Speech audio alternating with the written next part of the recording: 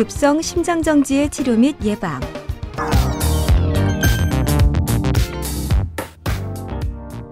급성 심장정지가 확인되면 가장 먼저 시행해야 하는 것은 심폐소생술입니다. 최근 2년 새에 심정지로 쓰러진 2명의 여대생이 2번 모두 심폐소생술 덕에 극적으로 살아났다는 기사가 보도됐습니다.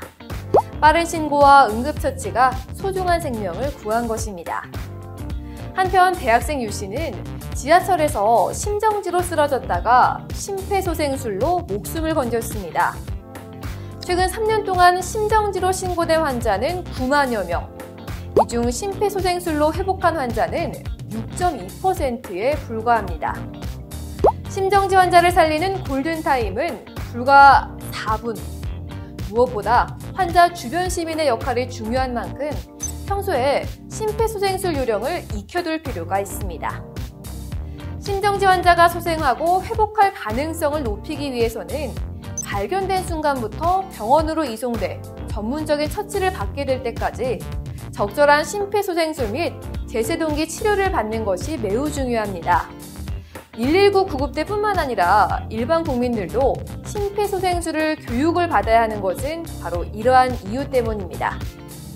이번 시간에는 심폐소생술로 회생한 환자들에게 시행할 처치가 무엇인지, 효과적인 방법은 무엇이 있는지 확인하고 우리가 생활하면서 급성 심장사를 예방할 수 있는 방법에 대해 알아보도록 하겠습니다.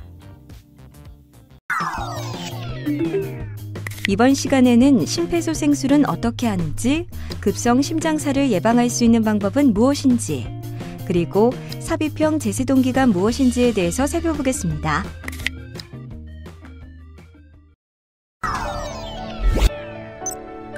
급성 심장정지의 치료. 급성 심장정지의 응급치료에 대해 알아보겠습니다. 심장마비가 오면 의식을 잃기 때문에 주변 사람들의 역할이 매우 중요합니다. 심장마비 후 4분이 지나면 뇌 손상이 시작되고 10분이 지나면 사망에 이르게 되기 때문에 4분 안에 심폐소생술이 시행되어야 합니다. 목격자 심폐소생술의 방법은 다음과 같습니다. 환자의 움직임이나 반응을 확인한 후 119에 도움을 요청합니다. 호흡이 있나 확인하고 숨을 안 쉬면 2회 인공호흡을 실시합니다.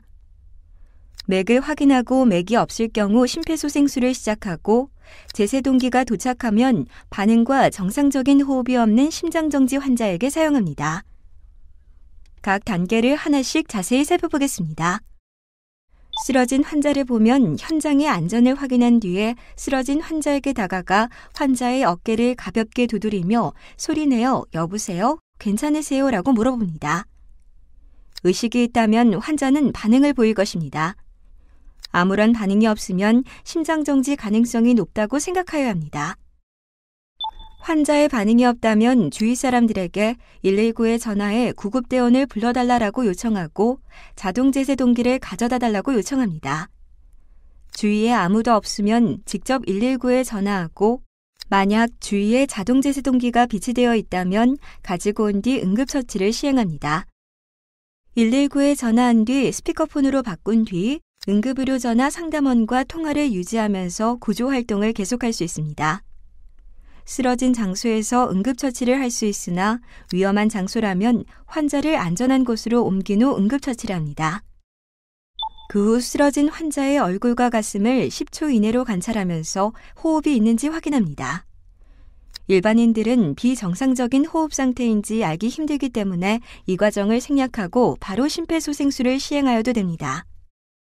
다음으로 가슴 압박을 30회 시행합니다. 환자를 바닥이 단단하고 평평한 곳에 눕힌 뒤 가슴뼈의 아래쪽 절반 부위에 깍지를 낀 두 손의 손바닥 뒤꿈치를 댑니다. 이때 손가락이 환자의 가슴에 닿지 않도록 주의합니다. 양팔을 쭉 편 상태로 체중을 실어서 환자의 몸과 수직이 되도록 가슴을 압박하고 압박된 가슴이 충분히 이완되도록 합니다. 압박할 때 어깨를 이용해 상하로 강하고 빠르게 압박을 합니다.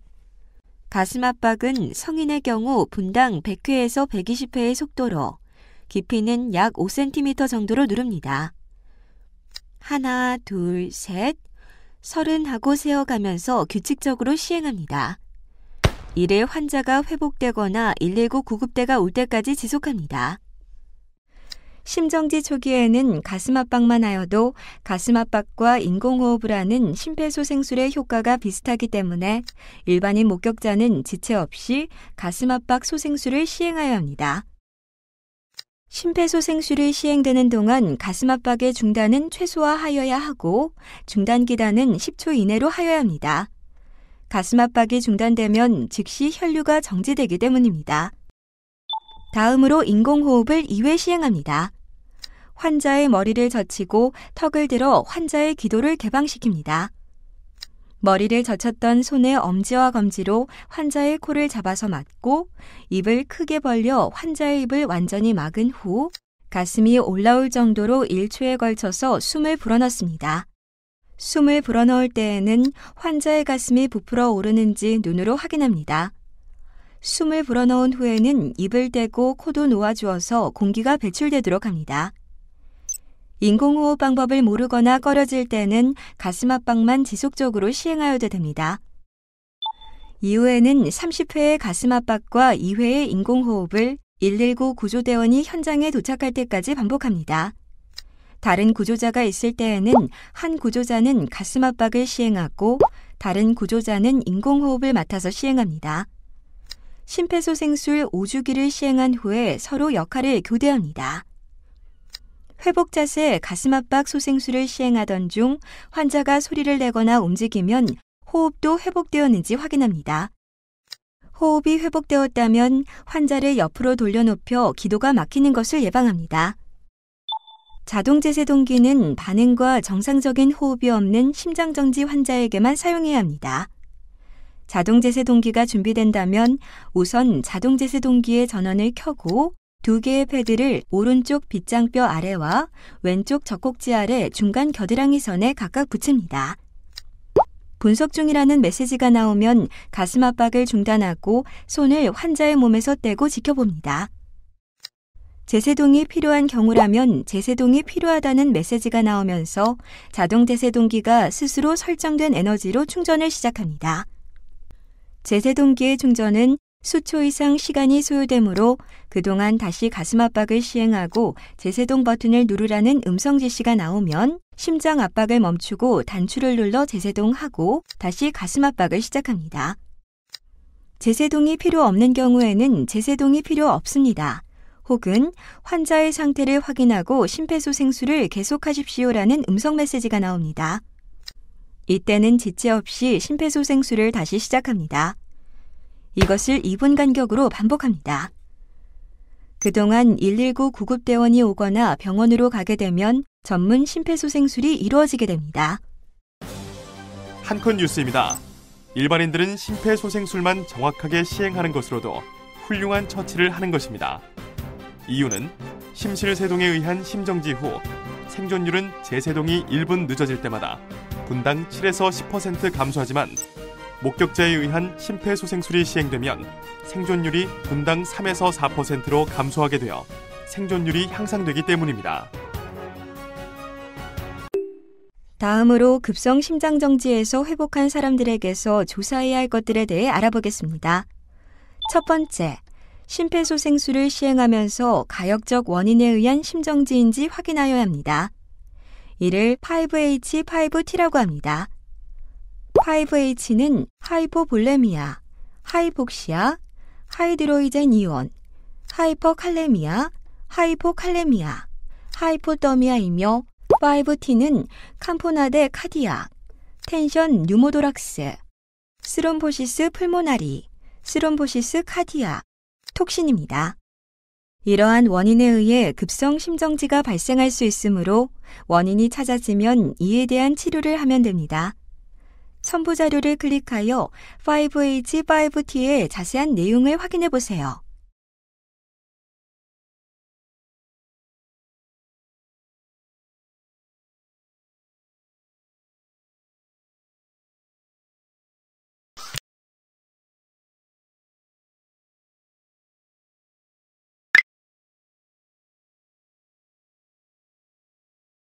심정지에서 회복된 환자에서 가장 먼저 시행할 것은 심장질환의 진단과 그 병변의 정도를 파악하는 것입니다. 환자의 병력 청취 때 심근경색증을 앓은 적이 있는지, 심부전이 있었는지 등 선행 심질환 유무와 급성 심장사의 가족력이 있는지 자세히 물어보아야 합니다. 신체 검사 때 대동맥 판막 협착증, 비후성 심근증, 우렬성 심부전의 증거가 있는지를 찾아보아야 합니다. 환자의 병력 청취와 신체적 검사를 시행한 후에는 먼저 12호도 심전도를 기록하고 조심스럽게 분석해서 심전도 이상이 있는지 확인하여야 합니다. 여기서 QT 연장 증후군, 감축, WPW 증후군, 부르가다 증후군, 부정맥 유발성 우심실 이형성증, 비후성 심근증의 증거를 찾을 수 있습니다. 이들 환자에서는 신체 검사에서 특이 소견이 없더라도 환자의 좌심실 기능 평가와 심장 내 병변을 배제하기 위하여 심장 초음파 검사를 반드시 시행하는 것이 좋습니다. 환자의 심정지의 원인으로 심근 허혈이 의심될 때에는 심장혈관 촬영을 하여서 필요하면 막힌 혈관을 뚫는 재관류 치료를 합니다. 심근 허혈이 없더라도 관상동맥 기형 등의 확인을 위해 시행할 수 있습니다. 심장 MRI는 비호성 심근증, 심근염, 부정맥 유발성 우심실 이형성증, 확장성 심근증, 선천성 심장질환, 심장 사르코이드증, 심장 아밀로이드증의 진단과 감별에 이용할 수 있습니다. 사르코이드증은 변형된 다양한 백혈구가 뭉쳐 형성된 유가종이 신체 여러 장기를 침범하여 기능 부전을 초래하는 염증성 종양으로 우리나라에는 드문 병입니다. 사르코이드증이 심장을 침범한 경우는 20에서 50%이지만 이 중 5%에서 증상을 보인다고 합니다. 어떤 연구에서는 가장 흔한 증상이 급성 심장사라 하였습니다. 아밀로이드증은 비정상적인 단백질이 발생되면서 아밀로이드라고 하는 일종의 섬유질이 생기고 이 아밀로이드 섬유질이 심장근육 세포 주위에 쌓여 심장이 두꺼워지고 기능이 떨어지는 심장병입니다. 운동부하 검사는 심근허혈 유무를 평가하는 것 이외에 심정지의 원인이 되는 심실성 빈맥을 유발시키기 위하여 시행할 수도 있습니다. 24시간 활동 중 심전도 검사에서 심실세동의 원인이 되는 간헐적인 방실차단이 발견될 수도 있습니다. 이런 검사들에서 이상이 발견되지 않으면 부정맥 유발 심장질환을 생각해야 합니다. 전체의 5에서 10%를 차지하며 45세 이하의 경우 10에서 12%까지 차지하기 때문입니다. 부르가다 증후군, QT 연장 증후군, 짧은 QT 증후군, 카테콜라민 유발 다형 심실빈맥 등은 심장이온 채널병증에 의한 것입니다. 카테콜라민 유발 다형 심실빈맥, 영어로 카테롤라 미너직 폴리모픽 벤트리큘라 타키카디아는 드문 질환으로 심장의 구조적 이상 없이 운동 또는 스트레스에 의하여 심실빈맥이 잘 유발되는 가족성 유전적 부정맥입니다. 또한 소아나 청소년기에 급성 심장사를 일으키기도 합니다. 이런 원인에 의한 경우는 가족에 대해서도 조사가 필요할 수 있습니다. 급성 심장사의 예방. 급성 심장사의 예방에 대해 알아보겠습니다. 급성 심장사의 위험이 높은 환자를 사전에 파악하여 급성 심장사의 발생을 미리 막는 1차적 예방이 매우 중요합니다.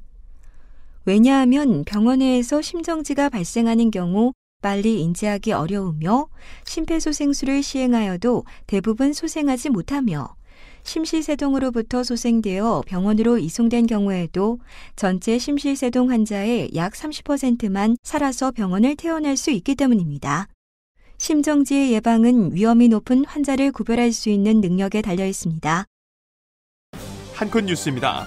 선택되지 않은 일반 성인군에서 급성 심장사의 연간 발생률은 1000명당 1명에서 2명이나 관상동맥 질환의 위험인자가 있을 때는 그 빈도가 증가하여 일부 위험군에서는 1000명당 50에서 60명까지 발병률이 증가하게 됩니다. 하지만 대부분의 급성 심장사는 특정의 위험군보다 불특정 다수에서 발생하는 모순 때문에 관상동맥 질환 위험인자의 조절이 급성 심장사를 예방하기 위한 유일하고 실질적인 방법이 됩니다. 일반 성인군에서 있어서 1차 예방 방법을 먼저 알아보겠습니다. 기저심질환이 있는지 모르는 일반 성인군에서는 관상동맥 질환의 위험인자가 있거나 흉통 등의 증상이 있는 경우 12유도 심전도, 운동부하 검사, 24시간 활동 심전도 등을 시행하여서 위험도 판별을 할 수 있습니다. 이와 더불어 위험인자 감소를 위한 식생활 습관 개선을 하여야 합니다. 첫째는 금연입니다. 흡연하면 혈소판이 응집되고 카테콜라민이 분비되며 심실세동 역치가 감소하고 심박수와 혈압이 상승하고 관상동맥이 연축되고 산소 운반능이 저하되는 생리적 변화가 생겨 급성 심장사를 유발할 수 있습니다. 둘째, 적절한 식이 섭취를 합니다. 포화지방과 콜레스테롤의 섭취를 줄이며 오메가3와 단일 불포화지방을 섭취합니다. 염분의 섭취는 줄이고 야채의 섭취를 늘립니다. 생선은 적어도 일주일에 2번 이상 먹습니다. 고위험군의 경우 생선유 캡슐을 매일 섭취하면 좋습니다. 셋째, 규칙적인 운동을 합니다. 앞서 설명드린 대로 운동은 급성 심장사에 양날의 칼로 작용하는데 심한 운동을 한 후 30분간 급성 심장사의 위험이 운동을 하지 않은 경우에 같은 시간에 비해 17배 증가합니다. 하지만 규칙적으로 운동하는 경우 그 위험도가 85%가 감소합니다. 또한 정원일이나 걷기 등의 적당한 운동에도 급성 심장사의 위험이 73% 감소합니다. 매일 30분 이상 걸으며 운동량이 많을수록 좋습니다. 운동 중 흉통이나 가슴이 답답함을 느낀다면 운동을 중지하고 심장내과 진료를 받는 것이 좋겠습니다. 넷째, 콜레스테롤 수치를 조절합니다. 식이요법, 운동과 더불어 필요한 경우 스타틴 복용을 합니다. 2017년 ACC 가이드라인은 동맥경화성 심장혈관 질환이 있는 경우 LDL 콜레스테롤 수치를 70mg/dL 미만으로 낮추라고 하고 있습니다. 다섯째, 당뇨병이나 고혈압의 적절한 조절이 필요합니다.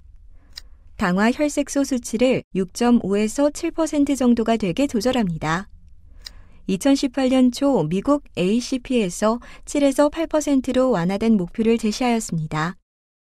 하지만 우리나라의 경우 6.5% 미만으로 미국보다 엄격한 수치를 목표로 제시하고 있습니다. 이유는 우리나라 당뇨병 환자들은 췌장이 잘 망가지기 때문이라 하고 이를 막기 위해 좀 더 엄격한 기준을 유지한다고 하였습니다. 이는 추후에 바뀔 가능성이 있습니다. 혈압은 이와 반대로 2017년 ACC, AHA 가이드라인에서 130에 80mm 머큐리 이하로 조절하라고 권고하고 있습니다. 여섯째, 적절한 음주를 합니다. 한 연구에서 과거의 심근경색증, 뇌졸중, 일과성 허혈 발작, 암의 과거력이 없는 22,071명의 남자 의사를 대상으로 12년간 추적 조사하였더니 141명이 급성 심장사로 사망하였습니다. 결과를 보면 일주일에 5잔에서 6잔 음주하는 경우가 안 먹는 사람에 비해 제일 위험률이 낮았고 하루 2잔 이상 음주하면 다시 위험률이 올라갔습니다. 이와 반대로 비치명적인 심근경색증은 음주량과 비례해서 위험률이 떨어졌습니다. 두 결과를 같이 보면 하루 1잔에서 2잔 정도로 음주를 하면 심근경색증과 급성 심장사 발생 위험이 감소한다고 생각할 수 있습니다. 하지만 몸에 맞거나 절제가 가능한 사람만 시행합니다. 일곱째는 스트레스의 해소입니다. 스트레스와 급성 심장사가 연관이 있다는 많은 보고가 이루어지고 있으며 삽입형 심실재세 동기를 이식받은 환자를 대상으로 한 연구에서는 심한 화를 낼 때 재세동기 작동률이 상승됨을 보고하였습니다. 다음은 급성 심장사의 위험이 높은 환자군에서의 예방 방법입니다. 이 군에서 급성 심장사를 예방하기 위해 가장 먼저 시행해야 할 조치로는 심근허혈과 심부전을 치료하는 것입니다. 베타 차단제, 안지오텐신 전환효소 억제제나 안지오텐신 2 수용제 차단제, 알도스테론 억제제, 스타틴 제제와 아스피린과 같은 혈소판 억제제를 적절히 사용하는 것이 좋습니다. 급성 심장사는 급성 심근허열 발생 초기 1시간에서 3시간 이내에 가장 많이 발생하기 때문에 이런 점에 대하여 환자를 잘 교육시키는 것이 매우 중요합니다. 즉, 관상동맥 질환이 있는 환자가 흉통을 느낄 때에는 니트로글리세린을 사용하고 증상 호전이 없을 때에는 지체하지 말고 빨리 병원에 오도록 하게 하고 추운 겨울이나 더운 여름날에는 급격한 온도 변화에 직접 노출되는 것을 가능한 피하게 하고 담배는 끊도록 교육을 시켜야 합니다. 대부분의 급성 심장사는 심실성 빈맥, 심실세동에 의하여 발생하기 때문에 그동안 급성 심장사를 방지하기 위하여 여러 가지 항부정맥제를 많이 사용하여 왔으나 현재까지 효과가 있다고 알려진 항부정맥제로는 베타 차단제와 아미오다론뿐입니다. 이 중 아미오다론은 심실성 부정맥의 위험이 있는 심근경색 후 환자의 급성 심장사의 1차 예방에 약간의 도움이 될 뿐이며 갑상선과 폐 독성이 있기 때문에 주의해서 사용해야 합니다. 이런 환자군 중 고위험군은 삽입형 제세동기를 넣으면 약물 사용군에 비해 우월한 효과를 보여줍니다. 삽입형 제세동기에 대해 알아보겠습니다. 영어로 임플란타블 카디오버터, 디피브릴레이터, 약자로 ICD인 삽입형 제세동기는 심실빈맥이나 심실세동 같은 치명적인 부정맥이 발생하면 이를 자동으로 파악해 적절한 전기 충격을 주어 심장의 리듬을 정상적으로 회복시켜주는 비약물적 치료법입니다. 삽입형 제세동기의 전극 유도선을 주로 사용하는 팔의 반대편 중심정맥을 통하여 오른쪽 심실에 위치시키고 제세동기 본체는 가슴이 피부 밑에 파묻어 놓습니다. 이 전극 유도선이 치명적인 부정맥을 인지하면 제세동기 본체에 저장된 에너지를 이용하여 심장에 강한 전기 충격을 가하게 됩니다. 이렇게 되면 치명적인 부정맥이 소실되고 정상적인 리듬을 찾게 됩니다. 처음에는 심실세동 등에 의한 심정지 환자나 구조적 심장질환이 있는 심실빈맥 환자가 급성 심장정지에서 심폐소생술 후 회복되었을 때 2차 예방 목적으로 삽입하였습니다.